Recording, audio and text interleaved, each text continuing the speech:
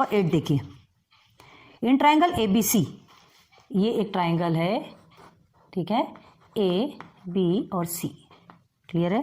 देखो, the measures of angle A is equal to the sum of the measures of angle B and C। क्या बोल रहे हैं, एक ट्राइंगल है ABC, ठीक है, तो उसमें मेजर्स ऑफ एंगल A का जो मेजर्स है वो किसके बराबर है, B और C के बराबर है, B और C के बराबर है। मतलब कैसे लिखोगे आप, angle A is equal to B, angle B plus angle C, ठीक है, B प्लस C के बराबर एंगल A है। तो चलो आगे देखते हैं। Also the ratio of measures of angle B and C, ratio of measures angle B and C is 4:5, ठीक है। तो B एंड C का जो रेशियो है, एंगल B एंड C का जो रेशियो है वो किसके बराबर है, वो क्या है, 4:5, 4:5 के बराबर है। तो find the measures of angle of the triangle, find the measures of angle of the triangle, मतलब ट्राइंगल का पूरे एंगल का जो मेजरमेंट है वो हमको फाइंड करना है। मतलब एंगल A कितना है, B कितना है, C कितना है, ये आपको फाइंड करना है। क्लियर है। चलो तो स्टार्ट करते हैं। पहले रफ में समझिए, एंगल ABC में एंगल A जो है वो इक्वल है B प्लस C के इक्वल है। B और C को मिलाकर के जितना होगा उतना ही एंगल A है। क्लियर हो गया, यहां तक समझ आए। तो हमको सबसे पहले कंडीशन 1 क्या मिली, कंडीशन 1 क्या मिली, अभी हम बना नहीं रहे। Angle A is equal to angle B plus C, यही मिला कंडीशन 1, ठीक है। अब सेकेंड कंडीशन में देखो, सेकेंड में क्या बोल रहा है, also the ratio of measures of angle B and C is 4:5, angle B and C is 4:5। तो उसके पहले हमको क्या देखना है पता है, यहाँ पे 3 दिया है, ट्राइंगल ABC है, तो आपको क्या करना है, एक चीज आपको पता होना चाहिए, B एंड C 4:5 जब गिवन है, ठीक है, ये आपका थर्ड में आएगा, angle B and C is 4:5, या तो फिर इसे आप ऐसा भी लिख सकते हैं, angle B upon angle C is equal to 4:5, ऐसा भी लिख सकते हैं, ठीक है, ये आपका थर्ड है। लेकिन ये 4:5, तो इसके पहले हमको और कुछ भी पता होना चाहिए, क्या है वो सेकंड आपका है, ये चीज आप शुरू से पढ़ते हैं, angle A plus angle B plus angle C is equal to what, 180 degree. तीनों को मिला के आपका 180 डिग्री होना चाहिए, चाहे फिर ये एंगल कितने कितने का भी क्यों ना हो, तीनों को मिला के आपका कितना होना चाहिए, 180 डिग्री। अब एंगल B और C ये 4:5, मतलब एंगल B आपका कम आएगा, एंगल C आपका ज्यादा आएगा। इतना दिमाग तो लगा सकते हैं, ठीक है, इतना दिमाग लगा सकते हो गया। ये 3 आपको कंडीशंस मिली है, ठीक है। अब देखो क्या कहा जा रहा है, एंगल A जो है B प्लस C के बराबर है, ये जो एंगल है आपके B प्लस C के बराबर है, तो ये B प्लस C के प्लेस पे हम एंगल A लिख सकते हैं। एंगल A ये तो आपका ऑलरेडी रहेगा, प्लस ये BC की जगह में हम एंगल A लिख सकते हैं। ध्यान दो, अभी एंगल A लिख सकते हैं, तो क्या लिखेंगे, ये angle A is plus angle A is equal to 180 हो गया। तो ये 2 टाइम्स A आया, तो हम इसे 2 times angle A is equal to 180 भी लिख सकते हैं। अब angle A is equal to 180, ये वहां पे मल्टीप्लीकेशन पे है तो डिवाइडेशन पे, angle A is equal to 90, निकल गया 90 डिग्री, मतलब एंगल A का मिल गया आपको, ठीक, एंगल A का 90 मिल गया। अब बचा 90, 180 होता है ना टोटल, बचा 90, तो वो 90 में से ये दोनों को डिवाइड हो जाएगा, एंगल B और एंगल C, ये दोनों को डिवाइड हो जाएगा। क्लियर हुआ, समझ आया। देखो हमने एंगल यहाँ पे क्यों लिया, angle A is equal to B plus C लिया है। जब ये दोनों बराबर हैं तो ये B प्लस C की जगह में हम एंगल A भी लिख सकते हैं, तो जब एंगल A लिख लिया तो ये 2 टाइम्स एंगल A हो गया, 180 से हमने डिवाइड किया, एंगल A की वैल्यू आ गई, मतलब वो कितना, उसकी डिग्री कितनी है वो आ गया। तो एक चीज हमको मिल गई। अब एंगल B और C हमको फाइंड करना है, तो इतना तो हमको जरूर समझ आना चाहिए कि 4:5 है, मतलब एंगल B की डिग्री कम होगी और एंगल C की डिग्री ज्यादा होगी। बस 90 में से डिवाइड करना है, हाँ, चाहे फिर वो कितना हो जाए, 4:5 तो 30 एंड कितना हो जाएगा, हाँ 30 और 60 भी हो सकता है, ठीक है, 30 एंड 60 भी हो सकता है, और कितना हो सकता है, 40 एंड 50 भी हो सकता है। अब वो कितना होगा वो हमें नहीं पता, ठीक है, बस यही हमें फाइंड करना है। यहां तक समझ आ गया।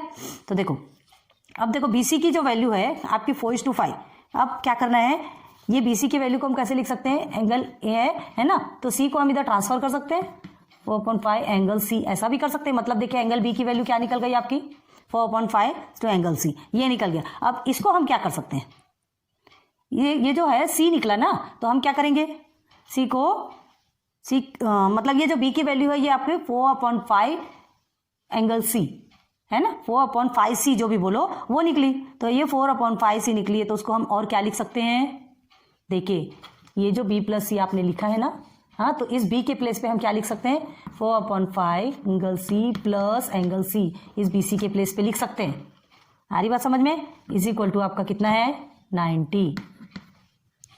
हुआ क्लियर? हाँ, ऐसा होता है। यहाँ तक के समझ में आया आपको? अब देखिए तरीके से लिखेंगे तब कैसे समझ में आएगा। ये समझ आया ना? ये जो एंगल बी है, ये बी और सी, तो ये जो डिवाइडेशन पर था, सी को हमने इधर ट्रांसफर कर दिया तो ये हमारा बी की वैल्यू बन गई, ये हमारी बी की वैल्यू बन गई। इसको हम सेकंड इक्वेशन, सेकंड भी बोल सकते हैं। अभी आपको ऐसे लिख के बता रहे हैं, फिर बाद में अच्छे से बताते। चलो अब सीधे कंडीशन को सिस्टमेटिक देखेंगे और उसके बाद सॉल्व करेंगे। ये जानना याद रखना जरूरी है कि ट्राइंगल्स के जो तीनों एंगल्स रहते हैं वो टोटल मिला के कितने होते हैं, इन ऑल कुल टोटल मिलाकर 180 डिग्री का होता है। ठीक है, चलो तो फर्स्ट यहाँ देखिए सॉल्यूशन में according to the first condition, ठीक है, according to the first condition. चलो अब यहाँ पे फर्स्ट कंडीशन क्या गिवन है? फर्स्ट कंडीशन है A is equal to B plus angle C, angle B plus angle C, यही है फर्स्ट कंडीशन। ठीक है, ये फर्स्ट कंडीशन है हमारी। अब क्या करना है, चलो इसे अभी हम पहले 1 बना लेते हैं। अब नाउ हमें पता है, क्या पता है, angle A plus angle B plus angle C is equal to 180 degree. Clear है? लिख दीजिए यहाँ पे क्यों, sum of all angles of और ट्राइंगल, ट्राइंगल हम ऐसे बना रहे हैं, sum of all angles of triangle. ठीक है, एक ट्राइंगल का जितने ऑल एंगल्स हैं उनका सम करने के बाद हमको 180 डिग्री मिला। ये हमको पता है, बहुत पहले से पढ़ते आ रहे हैं, आज की बात नहीं। तो अब देखो ऑल्सो, अब कैसे लिख सकते हैं, देखो एंगल ए तो चलो है आपका, यहाँ दिया है आपका बी प्लस सी। ठीक, ये बी प्लस सी, तो ये बी प्लस सी को देखो किसके बराबर है, ये बी प्लस सी देखो यहाँ दिख रहा है आपको, तो ये बी प्लस सी ए के बराबर है। एंगल ए है ना, ये हमने एंगल एज इट इज उतार लिया, ये B plus C is equal to angle A, तो इस बी प्लस सी को हम एंगल ए भी लिख सकते हैं, क्योंकि दोनों भी इक्वल है ना, तो इस बी प्लस सी के प्लेस पे हम एंगल ए भी लिख सकते हैं, तो इज इक्वल टू 180 डिग्री हो गया। देयरफॉर क्या करेंगे, यह हो गया आपका 2 times angle A is equal to 180 degree. Again therefore angle A is equal to 180 degree upon 2, therefore 2 1 2 and 2 90 180, तो therefore angle A is equal to 90 degree हो गया, निकल गया फर्स्ट का। एंगल ए निकालना है तो हमें ये तो पहले कंपलसरी है ना, A plus B plus C triangle का बताना जरूरी हो गया, निकल गया आपका एंगल ए। ये फर्स्ट आपका टर्म कंप्लीट। ठीक है, अब क्या करना है, इस एंगल ए को सब्सटीट्यूट करेंगे किसमें, इक्वेशन 1 में। इस एंगल ए को सब्सटीट्यूट करेंगे इक्वेशन 1 में। चलिए, substituting angle A is equal to 90 degree in equation, कहाँ है आपका इक्वेशन 1, ये देखो इन इक्वेशन 1। ठीक, तो पहले इक्वेशन लिखिए, angle A is equal to angle B plus angle C. ठीक है, तो एंगल ए के प्लेस पे क्या है, 90 degree is equal to angle B plus angle C. हो गया। अब इसको तरीके से लिखना हो तो कैसे लिख सकते हैं, therefore angle B plus angle C is equal to 90 degree. तो ये आपका बन गया सेकेंड इक्वेशन। आ रहा है समझ में? ये हमारा फर्स्ट वाला था, ये पता है ना फर्स्ट इक्वेशन, ये देखो यहाँ लिखा है, यहाँ तक आपका ये फर्स्ट इक्वेशन, ये आपका सेकेंड इक्वेशन। समझ में आ रहा? तो देखिए angle B plus angle C is equal to, ये एंगल है इज इक्वल टू 90 डिग्री हो गया। ये कौन सा कंडीशन हुआ तुम्हारा, कौन सा कंडीशन है, अभी according to the first condition, ये फर्स्ट कंडीशन के बेस पे ही पूरा काम हुआ है। फर्स्ट कंडीशन के बेस पे आपने क्या निकाला, ए इज इक्वल टू 90 डिग्री आपने निकाल लिया। ठीक है, और उसी 90 डिग्री को आपने इसी इक्वेशन 1 के इसमें पुट किया और उसके बाद फिर क्या किया, ये सेकेंड इक्वेशन निकाला। अब according to the second condition देखो, now according to the second condition, second condition में क्या बोला है, जो एंगल बी और सी है ना वो 4:5 के बराबर। हाँ, now according to the second condition. ठीक है, अब सेकेंड कंडीशन में क्या है, यहां तक आपको समझ में आ गया कि B plus C is equal to 90 हमारा सेकेंड, ये जो सेकेंड इक्वेशन ये कैसे बना, कैसे बना ये b plus C is equal to 90? हमने क्या किया, a is equal to B plus C, आपका ये जो फर्स्ट था, ठीक है, तो हमने क्या किया, a के प्लेस पे हमने 90 लिया, a के प्लेस पे 90 लिया, a इज इक्वल टू 90 हमें मिला है ना, तो हमने सब्सटीट्यूट किया, a के प्लेस का जो 90 है हमने इक्वेशन 1 में सब्सटीट्यूट किया तो ये बन गया, तो ये इसे हमने सिस्टमेटिक रख लिया, तो ये हमारा इक्वेशन 2 बन गया। आगे क्लियर? अब देखो according to the second condition, तो सेकंड कंडीशन में आपको क्या मिला था, क्या मिला था according to the second condition कि b angle b upon C is equal to 4/5, ये मिला था आपको सेकंड कंडीशन पे, ठीक है। तो उसको हम और क्या कर सकते हैं, इसे यही लिखे कि ऊपर लिखे क्या, देखिए ये हमको सेकंड कंडीशन पे मिला था, तो इसे हम क्या लिख सकते हैं, इसे हम b की वैल्यू बना सकते हैं, एंगल b की वैल्यू क्या लिखेंगे, therefore angle b is equal to 4/5, आपको दिख रहा है कि नहीं, और ये c है ना वो इधर आ जाएगा, एंगल c, ये बन गया, तो ये बन गई b की वैल्यू, ये क्या बन गई, b की वैल्यू। अब इस b की वैल्यू को हम यहाँ रख सकते हैं, देखो एंगल c और एंगल c आपको मिला है 2 टाइम, ध्यान रखो, पहले हमने ये जो इक्वेशन 1 पे क्या रखा था, ये रखा, अब इक्वेशन 2 पे इसको रख सकते हैं।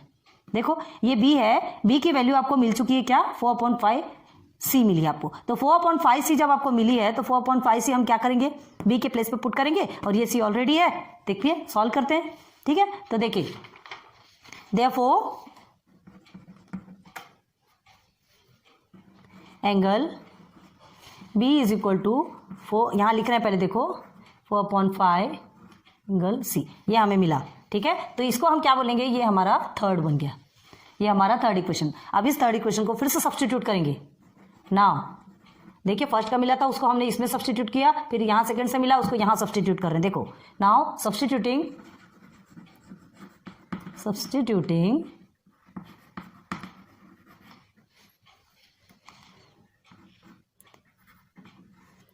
ये 3 भी लिख दो या तो पूरा लिख दो, जो भी आपकी मर्जी, angle b is equal to 4/5 angle c, ठीक है, इन इक्वेशन 2, ठीक है।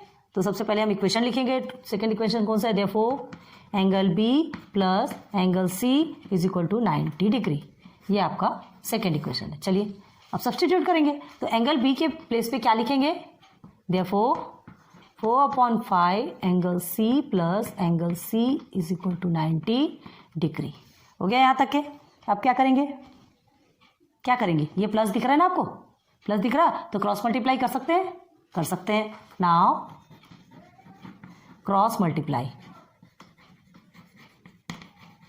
अब देखो जिसके नीचे कुछ नहीं रहता उसके नीचे 1 रहता है, तो यहाँ से क्या करेंगे, पहले क्या करेंगे, 5 1 5 होगा, और इधर ये क्या होगा, ये 1 से जाएगा तो ये आपका 4c हो जाएगा, ठीक है, 5 1 5, और ये c तो आपका है, ठीक है। तो क्या लिखेंगे यहाँ पे, इसके साथ इसका मल्टीप्लिकेशन करेंगे, तो therefore 4 angle c plus 5 angle c upon में आएगा आपका 5, 5 1 5 होता है, आगे क्लियर, इज इक्वल टू 90। अब देखो 4 + 5 आपका कितना होता है, 9, ठीक है, तो हो गया 9 angle c upon 5 is equal to 90 degree. अब फिर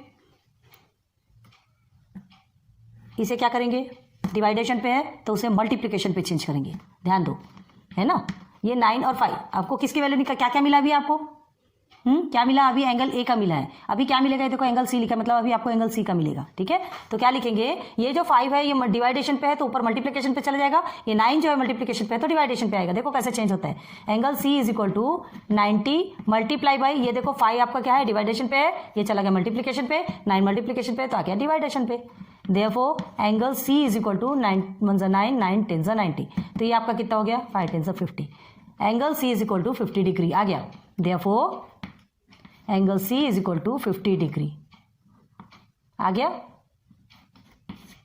50 डिग्री आ गया, आपका इनबॉक्स कर लो, अच्छे समझ में आएगा।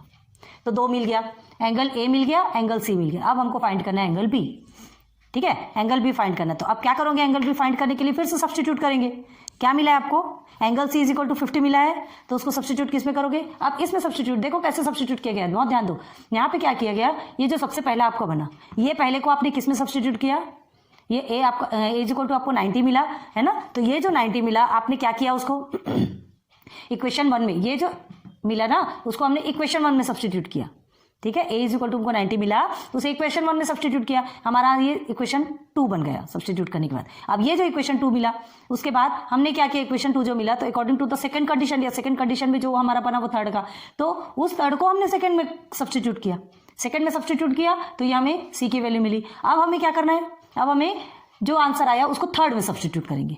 क्लियर है, एक के बाद एक सब्सटीट्यूट होता है, तभी तो ये a की वैल्यू मिली, b की वैल्यू मिली, ये सॉरी c की वैल्यू मिली। अब हमको एंगल भी, ये देखो ना b है, तो अभी b की वैल्यू चाहिए ना डायरेक्ट, तो चलो निकालते हैं। नाउ यहां भी थोड़ी प्लेस की प्रॉब्लम होगी, आप जल्दी से नोट डाउन कीजिए ना। Substituting angle c is equal to 50 degree, किस में करेंगे, इन इक्वेशन 3। बताया ना हमने, एक इक्वेशन में पहले 1 में सब्सटीट्यूट किया, फिर सेकंड में, फिर थर्ड में सब्सटीट्यूट किया। तो अब इक्वेशन 3 को पहले लिखिए। देयरफॉर क्या है इक्वेशन 3 आपका, angle b is equal to 4/5। इसको बहुत बार आपको प्रैक्टिस करना पड़ेगा ना, इतनी जल्दी नहीं समझ में आती चीज़ें। हम बहुत अच्छे से समझा रहे हैं, पॉइंट टू पॉइंट आपको समझाने की कोशिश कर रहे हैं, लेकिन जब तक आप 3-4 बार प्रैक्टिस नहीं करेंगे ना तो थोड़ा सा घबराहट होने लगती। एक बार अच्छे से समझ आ गया आपको, उसके बाद फिर आपको कुछ ध्यान देने की जरूरत नहीं है, आपके माइंड में हमेशा के लिए बस जाएगा। सो प्लीज अभी जैसे हम बताते हैं तो इंस्टेंट में आप उसकी प्रैक्टिस करिए। ओके, अभी तो चलिए आपके एग्जाम्स चल रहे हैं, लेकिन और अदर टाइम पे जो भी स्टूडेंट्स हमें सुन रहे होंगे तो उनके लिए हम यही कहेंगे कि इसे कई बार प्रैक्टिस कीजिए। ठीक है, तो चलिए रखेंगे यहाँ पर c इज इक्वल टू क्या है आपका 50 डिग्री, यहाँ पर रखते हैं। तो angle, therefore angle b is equal to 4/5 multiply by, ये इसका मतलब मल्टीप्लाई होता है ना 50, तो 5 1 जा 5, 5 10 जा 50 हो गया। तो therefore angle b is equal to क्या आ गया आपका 40 डिग्री आ गया। देखो हमने बताया था आपको, हमने बताया था ना, क्या बताया था, 4:5 है, ये 40 हो गया, सी आपका 50 निकल गया, मतलब 90 हो गया। ठीक है, तो आंसर आप कैसे लिखेंगे, यहाँ हम स्पेस थोड़ा सा लेकर के कर रहे हैं। Therefore the measures of angle A, ठीक है, angle B and angle C are, चलो बताओ जल्दी से, एंगल A का क्या है 90 डिग्री, एंगल B 40 डिग्री। हाँ, जो पहले आया बाद में आया वैसा मत देखो, जो पूछा जा रहा है सेम लिखो। 40 लास्ट में है तो इसका मतलब ये नहीं कि 40 को बाद में लिखना है, C को पहले लिखना है, जिसका जो है वही बताना है, रेस्पेक्टिवली लिखना है ना। And angle C, sorry angle C क्यों लिखना है, यहाँ पे नंबर लिखना है ना, C का क्या है एंड 50। ठीक है, angle A, angle B and angle C are 90, 40 and 50 respectively. क्यों रेस्पेक्टिवली लिखा, इससे समझ, जब रेस्पेक्टिवली लिखते हैं तो उससे समझ में आता है कि ए की वैल्यू फर्स्ट वाली है, सेकंड वाली की सेकंड की है, थर्ड की थर्ड वाली है, याद रखिए। ठीक है, इसलिए एकदम आप सिस्टमेटिक अल्फाबेटिकल ऑर्डर पे लिखिए तो चीजें जल्दी क्लियर होती है। हो गया, एंड डिस्टर्ब हो रहा है। ठीक है, आगे समझ में क्लियर हो गया। तो देखो एक बार फिर से बता देते, ध्यान दो, क्या है आपका, आपसे क्या पूछा गया क्वेश्चन में, ट्राइंगल है ABC है, मेजर्स ऑफ एंगल ए जो है किसके, बी और सी के बराबर है, तो बी और सी के बराबर है, मतलब बी प्लस सी कर देंगे, ये दोनों के बराबर, ये हमारा 1 बन गया। अब सम ऑफ ऑल एंगल्स आपका 180 डिग्री होता है, ये पता है आपको। ठीक है, अब ए तो एज इट इज रहेगा, ये जो BC है, ये BC ये ए के बराबर है, तो हम यहाँ पर क्या करेंगे, ये BC के प्लेस पे ए लिखेंगे, हमारा 2a बन गया, 180 के साथ में हमने डिवाइड किया तो हमारा एंगल ए निकल गया, 90 डिग्री निकल गया, मिल गया हमको एंगल ए। अब हमको क्या करना है, ये 90 डिग्री है, ये तो समझ आ गया। अब 4:5 आपका BC है, अब ये 90 डिग्री है ना, तो 90 डिग्री है तो क्या करेंगे, इसको इक्वेशन 1 में हम क्या करेंगे, सब्सटीट्यूट करेंगे, क्योंकि अब हमें सेकंड इक्वेशन चाहिए और आगे सॉल्व करना है ना। तो ये इक्वेशन 1 में हमने सब्सटीट्यूट किया, तो सब्सटीट्यूट करने के बाद हमको क्या मिला, हमारा एंगल ए क्या है, हमारा क्या निकला है 90 डिग्री निकला ना। हाँ, पहले तो हमको नहीं पता था, सॉल्व करने के बाद मिल गया। अब प्लस BC, तो हम इसको सिस्टमेटिक लिखेंगे, B plus C is equal to 90 degree, angle B plus angle C is equal to 90 degree, ये आपका सेकंड इक्वेशन बन गया। अब देखो फिर से according to the second condition में आपसे बोला जो B and angle B and C जो है वो आपके 4:5 के बराबर है, तो ये इस तरह से लिख लिया हमने, और जो डिनोमिनेटर में C था उसे ट्रांसफर कर दिया, न्यूमरेटर में भेज दिया, तो ये B की वैल्यू बन गया। अब B की वैल्यू आपकी ये बनी है, तो हम क्या करेंगे, ये B की वैल्यू को हमने थर्ड कर लिया, और थर्ड में हम क्या करेंगे, ये जो सेकंड इक्वेशन है यहाँ पर ये B की वैल्यू वहां जाकर सब्सटीट्यूट कर दिया, इस सेकंड इक्वेशन में उस वैल्यू को सब्सटीट्यूट कर दिया, सब्सटीट्यूट किया तो हमें क्या मिला, यहाँ पर सब्सटीट्यूट किया, देखिए ये सब्सटीट्यूट किया, पूरा सॉल्व किया, फिर ये क्रॉस मल्टीप्लाई किया, क्रॉस मल्टीप्लाई करने के बाद हमारा जो आंसर आया तो हमको किसकी वैल्यू मिली, B के ये इस प्लेस पे क्यों किया, क्योंकि ये देखिए एंगल C है, एंगल सी है ना, तो एंगल सी है, इस यहाँ पर भी एंगल सी है, ठीक है, यहाँ पर भी आपका एंगल सी है, और ये यहाँ पे देखो तो इसमें भी एंगल सी है, तो दोनों एंगल सी है। हमें क्या करना है, एंगल सी ही निकालना है ना। बी की वैल्यू 4/5 एंगल सी निकली है, तो उसे हम सिंप्लीफाई करेंगे, क्रॉस मल्टीप्लाई करेंगे, तो हमारा 9 angle C upon 5 is equal to 90 degree. तो हमको एंगल सी की वैल्यू, पूरा काट पीट के एंगल सी की वैल्यू 50 डिग्री मिल गई। ठीक, अब ये 50 डिग्री जो वैल्यू मिली है, इसको फिर से हम सब्सटीट्यूट करेंगे किसमें, थर्ड में। ठीक है, थर्ड में सब्सटीट्यूट करेंगे। पहला आपने फर्स्ट में सब्सटीट्यूट किया, देन सेकंड में सब्सटीट्यूट किया, और फिर थर्ड में सब्सटीट्यूट किया। तो थर्ड में सब्सटीट्यूट करेंगे तो आपको ये पूरा क्रॉस करके आपको बी की वैल्यू भी मिल जाएगी। इतना ध्यान रखो कि यहाँ पे सी की वैल्यू पहले मिलेगी, बी की वैल्यू आपको बाद में मिलेगी। क्लियर हो गया? तो चलो नोट डाउन कर लीजिए। आज आपका क्वेश्चन नंबर, अरे ये हमने 7 ही किया, क्वेश्चन नंबर 8 है ये आपका, सॉरी, पूरा पढ़ा दिए, सब कर दिया, और हमने क्वेश्चन नंबर ही नहीं चेंज किया, सॉरी। तो ये आपका क्वेश्चन नंबर 8, ठीक है, क्वेश्चन नंबर 8 आज आपका कंप्लीट होता है।